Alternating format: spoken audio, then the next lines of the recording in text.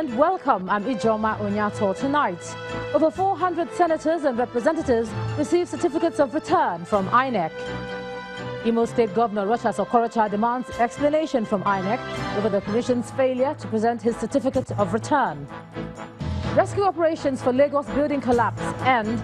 Ministry of Health to release official casualty figure. And key decision in UK Parliament to be taken as parliamentarians decide on Brexit.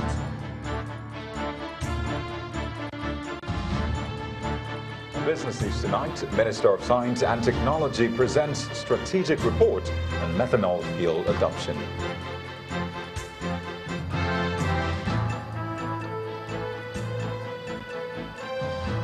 And sports news, the 2019 World Special Olympics begin in Abu Dhabi as Team Nigeria takes on host United Arab Emirates tomorrow in the unified 7-a-side male mixed football event.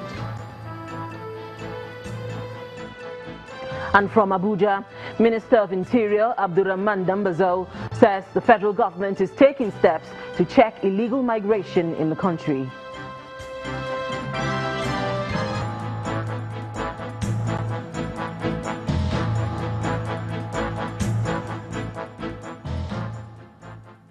The general elections are over and winners have emerged, but the Independent National Electoral Commission, INEC, is still busy with other activities, one of which is a presentation of certificates of return to all National Assembly lawmakers-elect today. The event, which held at the International Conference Center in Abuja, was presided over by the INEC chairman, Professor Mahmood Yakubu. He asked the lawmakers of the National Assembly to begin work on electoral reforms on time to enhance the Commission's efficiency ahead of the 2023 elections.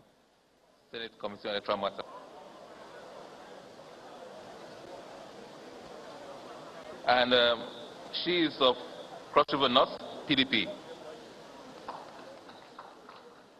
I want to appeal to the senators-elect to please start work early and conclude work on the electoral legal framework in good time, well ahead of the 2023 general elections.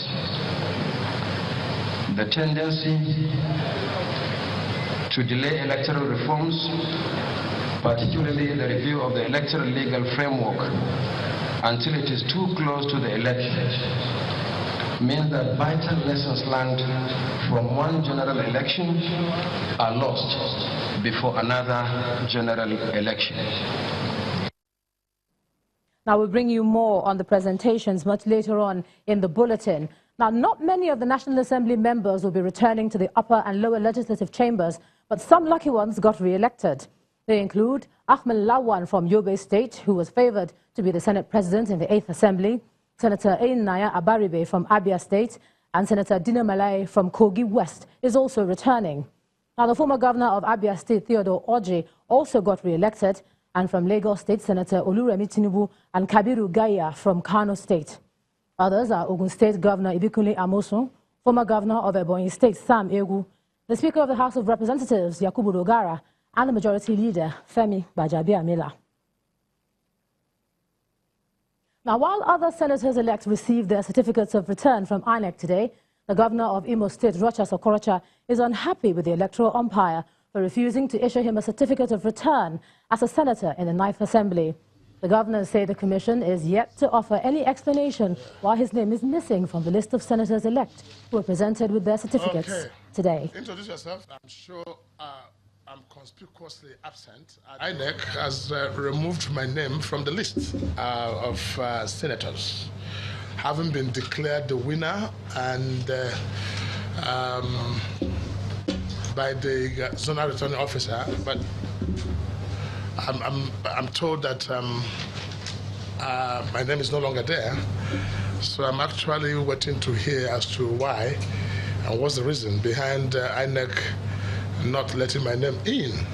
So I think probably INEC must be trying to do something special to give him my certificate, because I understand once the result has been declared and you have won, you're entitled to your certificate of return. But to have exempted me, and I'm in darkness as to what is the reason why I am not invited to collect my certificate of return. Maybe INEC want to organize a special program for me to hand over this certificate to me, but clearly I've won, and it was a peaceful, free and fair election, the best you can ever think of. Now, while the Imo State Governor is waiting to hear from INEC, the All Progressives Congress already has some news from the tribunal. The party and the president have been granted access to inspect materials used for the February the 23rd presidential election. In their separate ex parte applications for the order of inspection, the president and his party pleaded that access to the materials will enable them to defend themselves in any petition which the runner-up in the poll, Alhaji Atiku Abubakar, and the People's Democratic Party have threatened to file. Justice Abdu Aboki found merit in the appeal and ordered INEC to give them access to the materials for the purpose of inspection. The panel had on March the 6th granted a similar order to the PDP and its presidential candidate to enable them file and maintain their petitions against the outcome of the poll. Meanwhile, the Supreme Court will on March the 26th begin hearing in the appeal filed by Senator Magnus Abe, who is seeking a determination of the authenticity or otherwise of the direct primaries conducted by the All Progressives Congress in Rivers State. Senator Abe is asking the Apex Court to make a final pronouncement on both primaries conducted by the two factions of the party last year in preparation for the 2019 elections in the state. When the matter came up for mention, Senator Abe's counsel, Mr. Henry Bello, moved a motion praying the Apex Court to, among others, grant accelerated hearing in the matter. Counsel to INEC and Mr. Tonya Cole, who are respondents in the matter, did not object to the appeal. In a short ruling, Presiding Justice Mary Odili granted the three prayers of the appellant and adjourned hearing in the matter to March the 26th.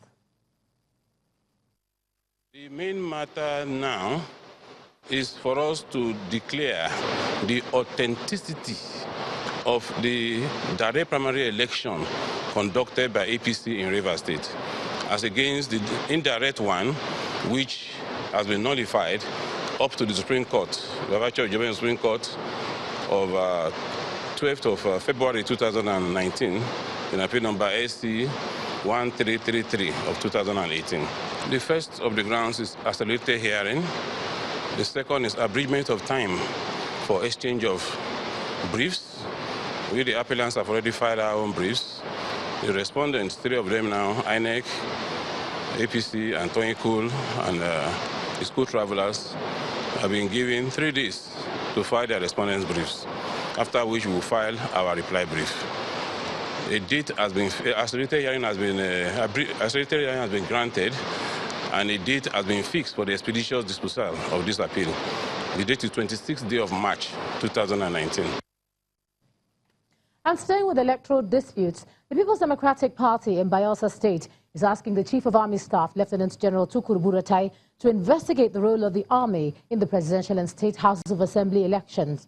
The party wants the Army to probe incidents of violence allegedly linked to them and says that some Army officials directly participated in the elections. In the areas that we have been told that it is declared inconclusive, we shall be going back for the elections as law-abiding people. But let us say this very clearly. A situation where military men, armed military men, harass our people, enter into our communities, intimidate our party members, cannot be further tolerated. We are calling on the Army Chief of Staff, the Chief of Army Staff, General Buratai, to investigate the activities of his men and officers in Bayelsa State, because it is becoming a recurring decimal. Any day we go to the grid for election, we will be faced with military men, army men, chasing people on assignment that they are not asked to carry out. Away from politics now, it's the day after the Itafaji building collapse in Lagos Island, and the rescue mission at the site has finally come to an end. Caterpillars and other earth-moving trucks used by rescue officers have moved out of the scene of the incident. Our correspondent, Olu Phillips, has been monitoring the process, and he gives us this update. Yes. As far as this collapse is concerned, yes, what's your take? Well, it was obvious that the building collapsed as a result of substandard construction. non-compliance with the regulations. How did you come about this? It was very obvious. I know the issue. This building was developed by developers, the local developers, who are mostly quacks, some years back. And after some years, handed over to the owners of this building. So, and their basic intention was profiteering, because they will approach a family that, let me reconstruct your building, and after some years it will revert to you. And that questions the government's preparedness to introduce mortgage system in Nigeria.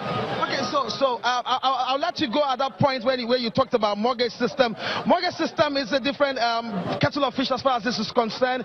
From the professionals that we have also listened to over time, between yesterday and today, one thing is very sacrosanct.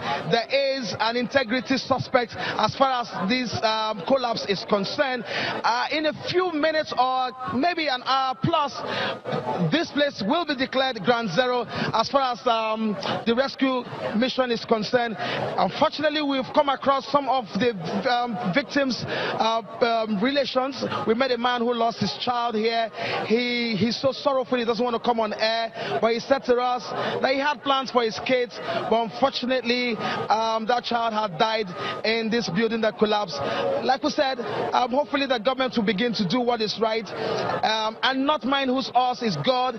As far as standards are concerned, if this was a standard building, if this was a standard structure, it wouldn't go down except by issues of natural disaster.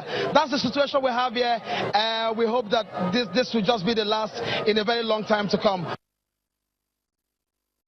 Part 2, after the break, President Muhammadu Buhari meets traditional rulers, seeks their support. That's in a moment. Do stay with us.